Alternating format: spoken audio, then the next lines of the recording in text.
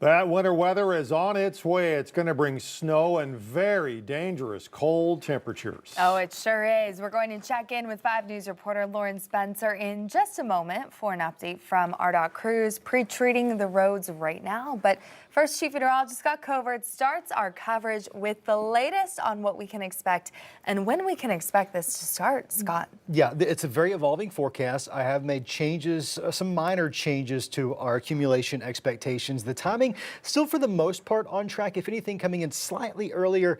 Part of the reason what we're looking at some changes is because the cold air is arriving a little bit colder and a little bit sooner, and the model is now getting a handle on things. So here's what we're looking at. North Arkansas, closest to that Missouri state line, I still expect anywhere between 8 to 12 inches of snow. Earlier this evening, I was calling for 8 to 10. I think 8 to 12 is going to be common. Not even going to be surprised if there aren't a few isolated spots near the Missouri state line, maybe even exceed that. A couple other changes to note, 4 to 8. So I've increased the high ends for North Arkansas here.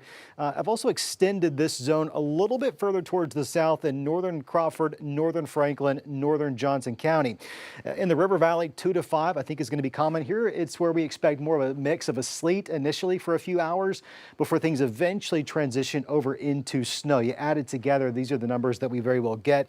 The ceilings expanded a little bit, so I still think at minimum a 2-inch, but some of us could trend a little bit closer to 5 in portions of southern LaFleur, southern Scott, all of Scott rather, southern Sebastian, southern Logan, about a trace to 2 inches of a mostly sleet mix, a little bit of freezing rain in there, but given the temperatures are coming in a little bit colder, that freezing rain potential continues to decrease. That's great news. Unfortunately, that means travel disruptions are likely. Closures already coming in by the minute. Expect that to continue. Extreme cold, that's what's to follow this system. Those temperatures are going to get dangerously cold. Well, the latest there coming up in a brand new 10-day forecast. Thanks, Scott. The University of Arkansas says in-person classes are canceled tomorrow. Fayetteville, Rogers, Bentonville, Springdale, and Fort Smith also all closed tomorrow, along with many more. If you scan that QR code, it will take you to all of the closings and delays on 5newsonline.com. Well, county and state leaders are making plans to work around the clock to make sure our roads can be as safe as they can be. Yeah, 5 News reporter Lauren Spencer joining us now live from the storm chaser on I-49. And Lauren, already pre-treated, just waiting for that snow and ice blanket to hit it. That's right, Darren. RDOT says that they have already pre-treated. They're trying to get as much salt brine down as possible. And we're going to take a look here we're driving on I-49 right now, and traffic looks as normal as it could on a Monday night, but we do know that that's all going to change here in the next 24 hours. I spoke to county and state leaders today on how they prevent and plow their roads and for what could be multiple inches of snow and ice. And I spoke to some drivers too who say that they have some mixed feelings on another round of winter weather coming through. You're looking at maybe 10, 12, 14 inches of snow. It's difficult any way you want to cut it. William Dane says he's now prepared to maybe get snowed in. He picked up an extra coffee at the gas station to get him through the next day. I live out by XNA and I'm up on top of a hill. I got 3.5 miles of dirt and I can't get down. I've got a rick and a half of firewood by my wood stove. Also got propane, and electricity. And Eric Bloomberg is prepared to go about his normal day. I'm gonna go to work. Yeah, you just gotta be careful. More watching out for other people, right? But I'll be all right. Mostly main roads for me. And state and county road crews are prepared to tackle the roads. RDOT has been pre-treating since this weekend with a salt brine mixture. We'll probably move over to straight rock salt, which provides a little more grit, lowers the freezing temperature a little bit more, and we may even throw in some beet juice, the super brine, because it lowers that freezing temperature. Using about 2,200 workers and probably over 15,000 cubic yards of salt. Crews do have one winter storm under their belts from January, but this one is much different. You've got all the things we talked about: freezing rain, sleet, snow, heavy snow amounts. Then when it's all done, you've got bitter cold. Crews are going to get worn down quicker. And the equipment tends to break down when it gets that cold. They're, of course, encouraging you to stay home if you can, if you enjoy the snow or not. Do you like the snow? Not particularly, no.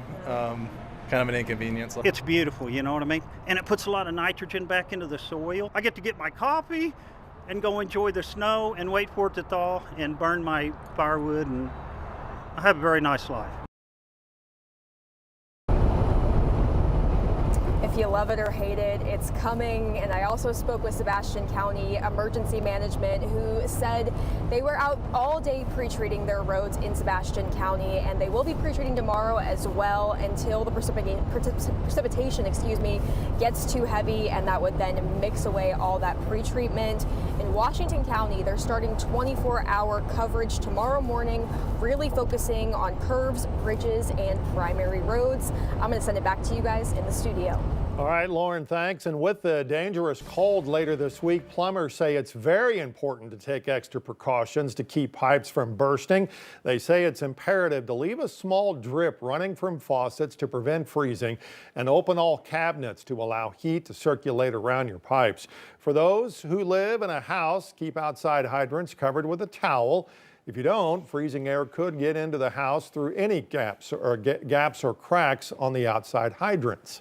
Our structures are not built for this cold weather. We're just not used to it. In the last few years, it's been getting colder and colder with a lot longer spells of cold. It is very important to keep your cabinets open to get that heat from inside your house into those cabinets and into those spaces that don't normally get that heat. And if you think your pipes are frozen, it's best to shut off the water to prevent any further damage. A pastor in Springdale working to make sure no one is left out in the cold. Saved by Grace Church opened its doors yesterday as a warming shelter and will be open 24/7 probably throughout this week. Dave Porter says last night was their busiest so far, with more than 50 people sheltering there. 2.5 years ago, there was a couple that died just inches away from a warming station.